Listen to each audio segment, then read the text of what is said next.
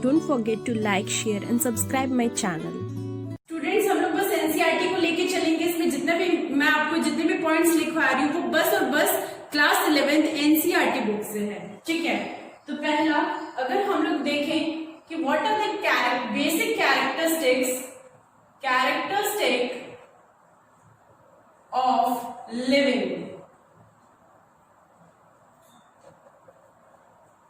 What are the basic characteristic of living, तो पहला आएगा, इस लिस्ट में क्या क्या कैरेक्टर्स आएंगे? ग्रोथ।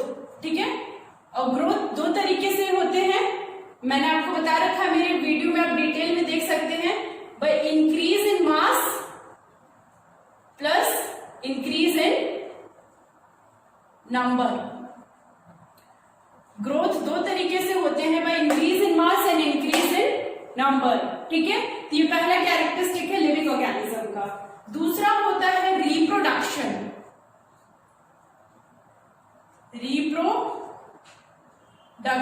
स्टूडेंट्स, मैं बस कैरेक्टरिस्टिक ऑफ लिविंग बता रही हूं, मैं डिफाइनिंग कैरेक्टरिस्टिक ऑफ लिविंग नहीं बता रही हूं। आप समझिएगा, कैरेक्टरिस्टिक जो एक लिविंग ऑर्गेनिज्म, आप किसी भी लिविंग ऑर्गेनिज्म को जब आप डिफाइन करते हैं तो क्या क्या बेसिक आप कैरेक्टर देखते हैं? खाते हैं, पीते हैं, सांस लेते हैं, चलना, रिप्रोडक्शन, ये सब कैरेक्टरिस्टिक जो बेसिक कैरेक्टरिस्टिक ऑफ लिविंग है वो मैं बता रही हूं। I am not talking about the defining characteristic. Defining characteristic वही होते हैं जो कि बस लिविंग में प्रेजेंट होते हैं, नॉन लिविंग में नहीं होते हैं। लेकिन ग्रोथ नॉन लिविंग में भी होते हैं, रिप्रोडक्शन नॉन लिविंग में भले ही नहीं होते हैं, लेकिन ऐसे बहुत सारे एक्सेप्शंस है लिविंग ऑर्गेनिज्म में जिसमें रिप्रोडक्शन नहीं देखने को मिलता है। तो इसका मतलब ये नहीं कि वो लिविंग नहीं है, they are living too. So reproduction is not a defining feature of a living organism. Third, ability to sense environment. Ability to sense environment. इसको in short one word में हम लोग क्या कह सकते हैं? कॉन्शियसनेस।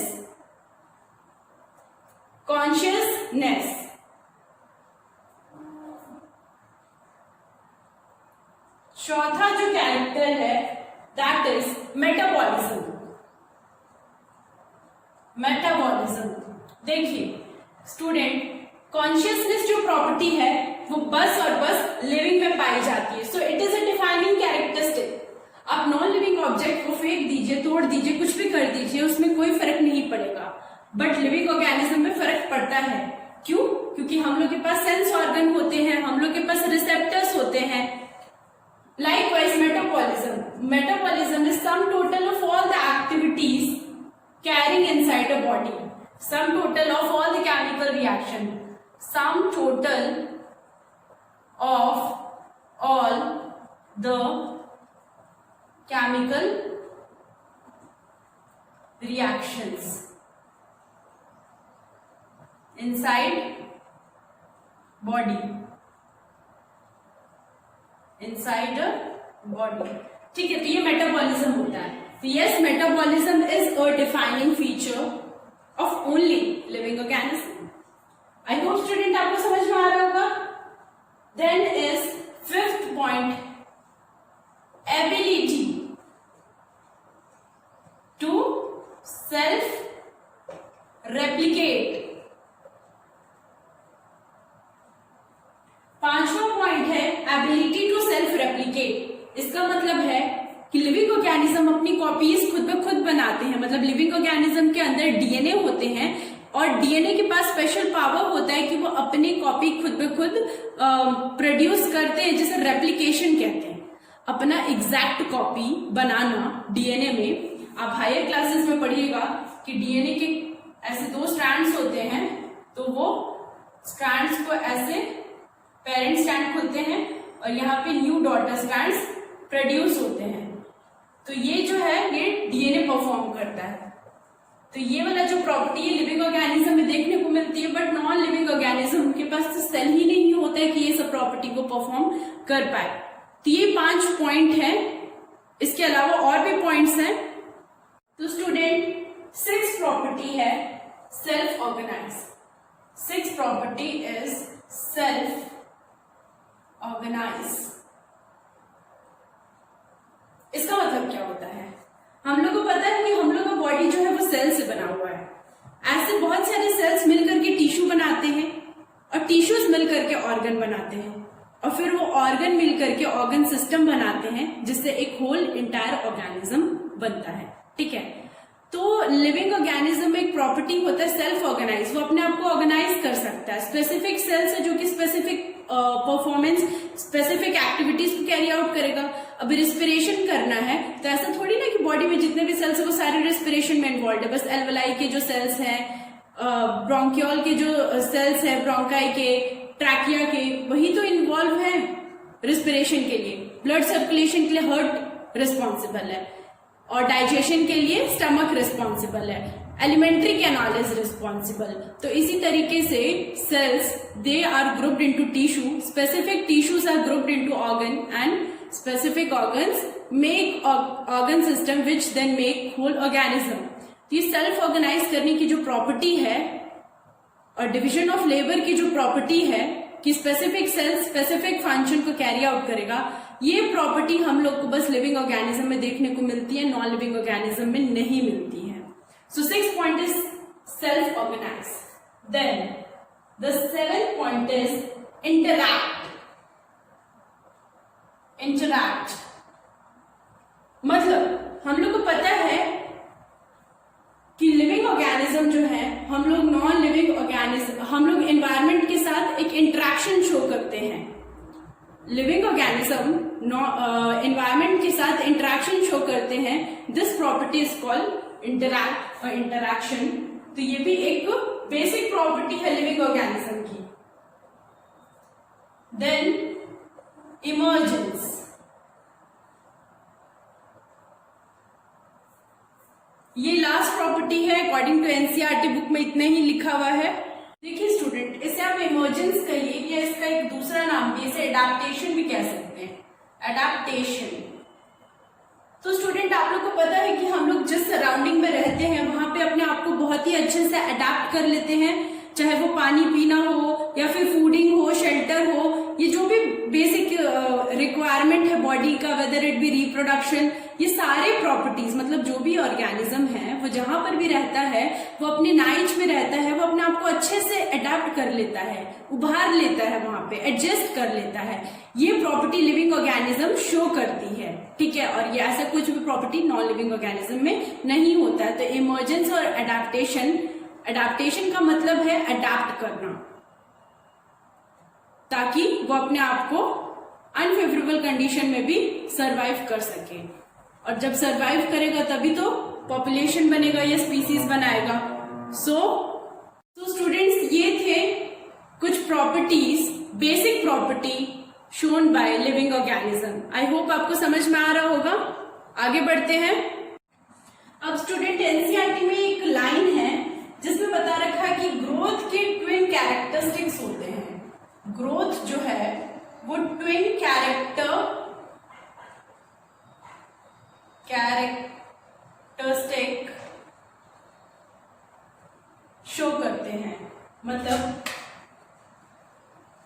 ग्रोथ को हम दो तरह से डिफाइन कर सकते हैं। ग्रोथ के ट्विन कैरेक्टरिस्टिक, ट्विन मतलब टू, दो कैरेक्टरिस्टिक होते हैं। ग्रोथ को दो तरीके से डिफाइन कर सकते हैं। एक तो होता है ग्रोथ का मतलब increase in mass. Increase in मास, जब मास बढ़ रहा है किसी भी लिविंग ऑब्जेक्ट में, एक्यूमुलेशन ऑफ पार्टिकल यानी मास में इंक्रीज हो रहा है, तो उसे हम ग्रोथ कहेंगे। या फिर इंक्रीज इन नंबर, तो इसे भी हम ग्रोथ कहेंगे। अब इसमें डिफरेंस देखिए स्टूडेंट्स क्या है। इंक्रीज इन मास को भी हम लोग ग्रोथ कहेंगे और इंक्रीज इन नंबर को भी हम लोग ग्रोथ कहेंगे। देखिए, अगर सपोज ये कोई ऑब्जेक्ट है, ठीक है, सपोज ये कोई सैंड ड्यून्स, रेत का पहाड़ है, इसका हाइट अभी लेट इट बी इतना है, ठीक है, इसके हाइट को हम लोग h0 लिख देते हैं, ठीक है, या h0 पढ़िए या h0, इसके हाइट को हम लोग यहाँ से हम लोग इसके हाइट को माप रहे हैं, तो यहाँ से लेके यहाँ तक इसका जो हाइट है वो h0 है। अब सडनली आंधी या तूफान चलता है और बहुत सारे रेत जो है वो दूसरे जगह से उड़ करके इस सैंड ड्यून्स पे आकर के एक्यूमुलेट हो जाते हैं। बहुत सारा जो मटेरियल है, पार्टिकल है, वो इस सैंड ड्यून्स पे आके एक्यूमुलेट हो जाता है, ठीक है। और अब इसका जो पहाड़ है, अब इसका जो हाइट है वो यहां तक हो जाता है। तो अब जो इसका फाइनल हाइट हो जाएगा, मैं आपको दिखा देती हूँ दूसरे मार्कर से, दूसरे कलर से शो कर देती हूँ ताकि अच्छे से आपको समझ में आए। अब ये इसका फाइनल हाइट हो गया, ठीक है। ये तो h0 था, अब इसको हम लोग h1 मान लेते हैं। जो पहले था वो h0 था, प्रीवियस वाला h0 था, अब जो हो गया उसको हम लोग h1 मान लेते हैं। तो देखिए क्या ये दोनों के बीच में डिफरेंस नहीं है, मतलब इतना इंक्रीज हुआ हाइट में, इतना इंक्रीमेंट हुआ ना, हाइट में इतना इंक्रीज हुआ। तो ऐसे इंक्रीज को जिसमें पर्टिकुलेट मैटर का इंक्रीज हो रहा है, इंक्रीमेंट हो रहा है, कोई पार्टिकल बढ़ रहा है, इंक्रीज इन मास हो रहा है, तो ऐसे ग्रोथ को क्या कहते हैं? This growth is shown by increase in mass. और इंक्रीज इन नंबर कैसे होता है? सपोज कोई एक सेल है, ये डिवाइड होकर के दो डॉटर सेल बना रहा है, like binary fission, cell division होकर के दो डॉटर सेल्स में ये सेल अगेन डिवाइड करके दो बना रहा है और ये भी डिवाइड करके दो बना रहा है। तो देखिए इनिशियली एक सेल था, अब टोटल कितने हो गए? 4 डॉटर सेल्स हो गए। तो यहाँ पे इंक्रीज इन नंबर हो रहा है, नंबर बढ़ रहा है यहाँ पे, तो ऐसे ग्रोथ को कहेंगे this growth is shown by increase in number. तो ग्रोथ हैज ट्विन कैरेक्टरिस्टिक, दो कैरेक्टरिस्टिक होता है, एक होता है growth by increase in mass और दूसरा होता है growth by increase in number. I hope student आपको समझ में आ रहा होगा। स्टूडेंट्स अब एक पॉइंट और लिख लीजिए, जो ग्रोथ होता है,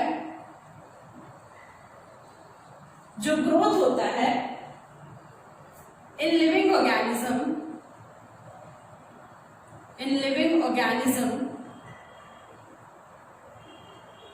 लिविंग ऑर्गेनिज्म में जो ग्रोथ होता है वो होता है due to increase in body mass. ये लिविंग ऑर्गेनिज्म में जो ग्रोथ होता है ये होता है due to increase in body mass.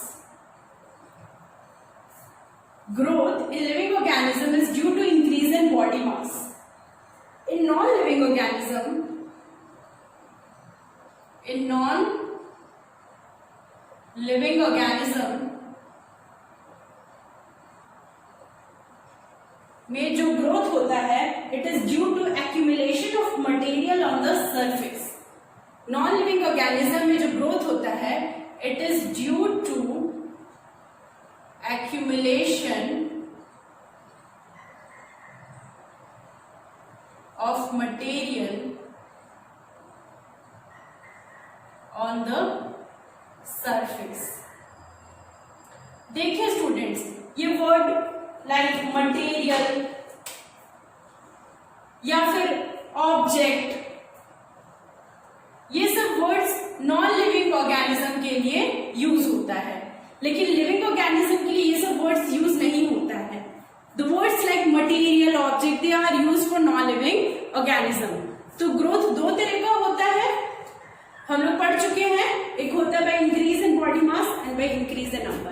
Living organism में जो ग्रोथ होता है वो due to increase in body mass होता है। नॉन लिविंग, मैंने सैंड ड्यून्स का आपको एग्जाम्पल बताया था, ये इनिशियल था, ये फाइनल था। तो हाइट में जो इंक्रीज हो रहा है वो हो रहा है due to accumulation of material on the surface, surface के ऊपर आके मटेरियल का जमना, एक्यूमुलेट होना, उसके कारण हो रहा है। अब चलिए स्टूडेंट कुछ देख लेते हैं, एसेक्सुअल रिप्रोडक्शन की बात करते हैं। एसेक्सुअल रिप्रोडक्शन के मोड्स के बारे में बात करते हैं। तो एसेक्सुअल रिप्रोडक्शन आप लोग को पता है कि वैसा रिप्रोडक्शन जिसमें एक सिंगल पेरेंट का इन्वॉल्वमेंट होता है उसे एसेक्सुअल रिप्रोडक्शन कहते हैं। इसमें आप एक पॉइंट नोट कर लीजिए। तो इसमें स्टूडेंट्स एक चीज लिख लीजिए कि फंजाई में जो मल्टीप्लाई, फंजाई जो होता है, fungi they multiply by fungi multiplied by asexual spores. Asexual spores. और फंजाई जो होता है वो एक बार में millions of asexual spores produce करता है. एक बार में मिलियंस ऑफ एसेक्सुअल स्पोर्स को प्रोड्यूस करता है. तो fungi multiply by asexual spores, और एक बार में वो मिलियंस ऑफ एसेक्सुअल स्पोर्स को प्रोड्यूस करता है. It is important to note. फिर नेक्स्ट आप लोग नोट करिए कि ईस्ट और हाइड्रा में जो एसेक्सुअल रिप्रोडक्शन होता है ईस्ट और हाइड्रा में, it is by budding. It is by budding. ठीक है. एक सेल होता है, इसमें कोई बर्ड आके डेवलप हो जाएगा, देन चेन ऑफ बर्ड्स बनेगा, और फिर ये पेरेंट बॉडी से डिटैच होके हर एक बर्ड्स जो है वो अपना एक इंडिविजुअल ऑर्गेनिज्म में डेवलप हो जाएगा. तो ईस्ट और हाइड्रा में द एसेक्सुअल रिप्रोडक्शन का जो मोड है it is by budding. Next planaria. Planaria जिसे हम लोग फ्लैट वर्म्स भी कहते हैं. फ्लैट वर्म्स भी कहते हैं. इसमें क्या देखने को मिलता है? True regeneration. True regeneration. इसमें क्या होता है कि सपोज ये कोई प्लेनेरिया का बॉडी है. ठीक है. ये कोई प्लेनेरिया है 1, 2 और 3. इसकी बॉडी को मैंने टोटल 3 सेगमेंट्स में काट दिया या फिर डिवाइड कर दिया.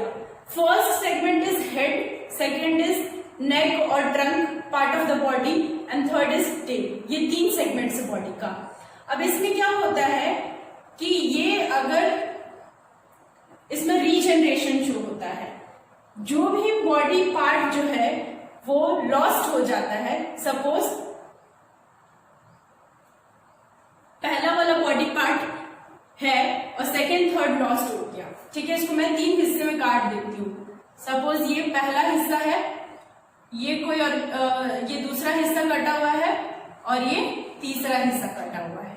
तो मेरे पास पहला हिस्सा है ऑलरेडी, दूसरा और तीसरा नहीं है. तो ये वाला पार्ट जो है वो 2 और 3 प्रोड्यूस करेगा. सेकेंड 2 है लेकिन फर्स्ट एंड थर्ड नहीं है, तो ये फर्स्ट एंड थर्ड को प्रोड्यूस करेगा. थर्ड पार्ट है 1 एंड 2 नहीं है, तो ये 1 एंड 2 प्रोड्यूस करेगा. इस तरह से ये तीनों पार्ट जो है अगर वो कट गया तो वो 3 ऑर्गेनिज्म में डेवलप हो जाएगा. This type of reproduction is known as true regeneration, which is shown by planaria, which is also known as flatworms. I hope student आपको यहाँ तक समझ में आ रहा होगा. अगर कोई भी डाउट है तो आप कमेंट सेक्शन में कमेंट कर सकते हैं, पूछ सकते हैं. I will reply. Then next है fungi प्लस. मतलब प्लस का मतलब ये है कि फंजाई या फिर दूसरा या फिर तीसरा. प्लस का मतलब फंजाई या फिर फिलामेंटस एल्गे. फिलामेंटस एल्गे ऐसा एल्गे जिसमें फिलामेंट्स दिखने को मिलता है. फिलामेंट्स, तो इसको कहेंगे filamentous algae. Plus protonema of mosses. इन तीनों में क्या शो होता है? इन तीनों में जो एसेक्सुअल रिप्रोडक्शन का मोड है that is by fragmentation. That is by fragmentation. देखिए स्टूडेंट्स, आपने पूरा चैप्टर अच्छे से पढ़ लिया है, तो अब जब आप नोट्स बना रहे हैं, लाइक स्पेशल नोट्स, आप जब लास्ट नोट्स बना रहे हैं, कुछ स्पेशल नोट्स बनाइए जब आप एग्जाम देने जा रहे हैं उसके तुरंत पहले आप देखिएगा, या फिर एक नाइट पहले या फिर एक दिन पहले जो रिविजन नोट्स होगा जिसको बस आपको याद करना है. ठीक है. तो वैसे जो नोट्स होते हैं उसमें आप नोट्स इतना सिंप्लीफाइड बनाइए, बस कीवर्ड्स यूज करिए, उसमें पूरा सेंटेंस बनाने की जरूरत नहीं है। पूरा सेंटेंस लिखने लग जाइएगा तो फिर तो पूरा चैप्टर ही आप लिख दीजिएगा। तो आप जैसे कोई एग्जांपल है, याद करना है, ए सेक्सुअल रिप्रोडक्शन के मोड्स, फंजाई में फिलामेंटस एल्गी, प्रोटीनियम ऑफ मॉसेस, तीनों में जो होता है वो फ्रेगमेंटेशन से होता है। तो मैंने बस एग्जांपल लिख दिया, ये तीनों का नाम लिख दिया, प्लस प्लस का साइन लिख दिया, मतलब इन तीनों में चाहे ये हो चाहे ये हो चाहे ये हो, इसमें जो mode of asexual reproduction is that is by fragmentation. तो बस कीवर्ड्स को यूज करिए। इसके बाद एक लाइन आप लिखिए। कई बार क्या होता है कि हम लोग नीट का एग्जाम देते हैं तो हूबहू एनसीईआरटी का ही लाइन छाप देता है, लेकिन हम लोग क्योंकि एनसीईआरटी को अच्छे से पढ़ते नहीं है, इधर उधर 100 तरह के रिफ्रेशर 100 तरह के बुक्स पढ़ लेते हैं, लेकिन जो बेसिक चीज है वो हम लोग को क्लियर नहीं होता। तो इसके कारण क्या होता है कि कई बार आता हुआ क्वेश्चन भी हम लोग गलत करके आते हैं। तो कुछ लाइन्स है उसको तो आप एकदम कहते कंठस्थ याद कर लीजिए, एकदम उसको रट लीजिए, या फिर एकदम एकदम उसको याद कर लीजिए हूबहू। और जितना प्रैक्टिस करिए वो खुद ब खुद हो जाएगा यार, ऐसा नहीं कि उसके लिए आपको अलग से बैठ के याद करना होगा। तो एक लाइन है, इसको आप याद कर लीजिए कि रिप्रोडक्शन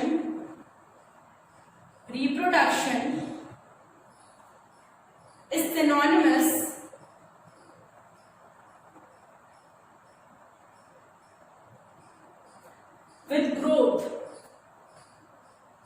with growth,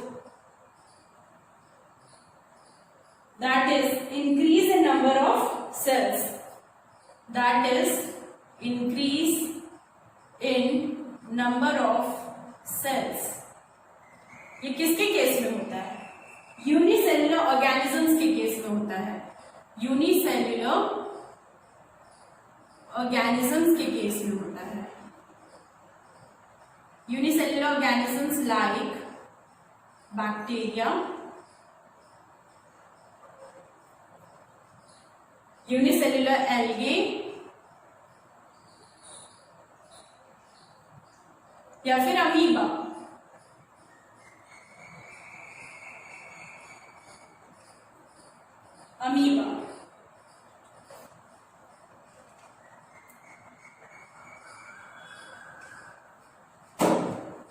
तो देखिए, reproduction is synonymous with growth. Reproduction और ग्रोथ ये सिनोनिम है, एक दूसरे का सिमिलर है। किसके केस में? यूनिसेल्युलर ऑर्गेनिजम्स के केस में। मतलब यूनिसेल्युलर ऑर्गेनिज्म में हमने क्या पढ़ा था? यूनिसेल्युलर ऑर्गेनिजम्स में जो ग्रोथ होता है, यूनिसेल्युलर ऑर्गेनिज्म में जो ग्रोथ होता है, एक ऑर्गेनिज्म है, एक सेल है, ये अपने आप को डिवाइड कर लेगा 2 सेल्स में। इसको कहते हैं फिजन, बाइनरी फिजन कहते हैं इसको।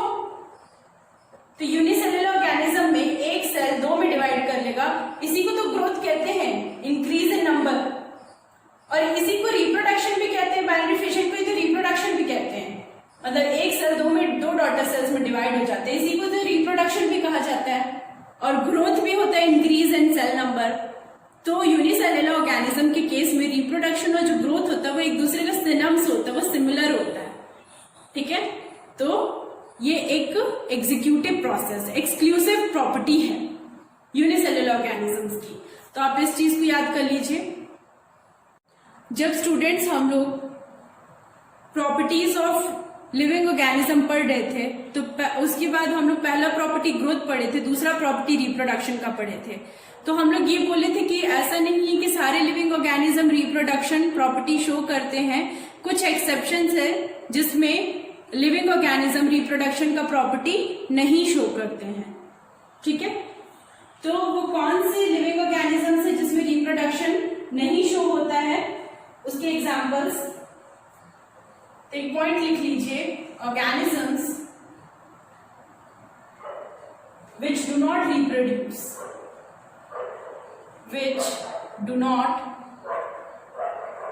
reproduce, ठीक है। पहले हो जाएंगे म्यूल्स। म्यूल्स जो है इसमें रिप्रोडक्शन नहीं शो होते हैं, म्यूल्स में रिप्रोडक्शन शो नहीं होते हैं। तो स्टूडेंट म्यूल जो होते हैं वो स्टेराइल होते हैं, वो रिप्रोडक्शन प्रॉपर्टी शो नहीं कर सकते, वो रिप्रोड्यूस नहीं कर सकते हैं। म्यूल्स कैसे बनते हैं, कई बार क्वेश्चन आता है नीट में। तो mules are formed by male donkey plus female horse.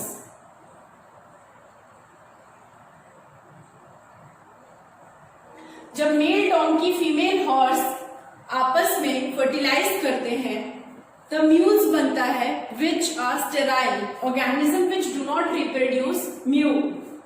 ठीक है, दूसरा एग्जाम्पल हो जाएगा स्टेराइल वर्कर बीज। दूसरा हो जाएगा स्टेराइल वर्कर बीज।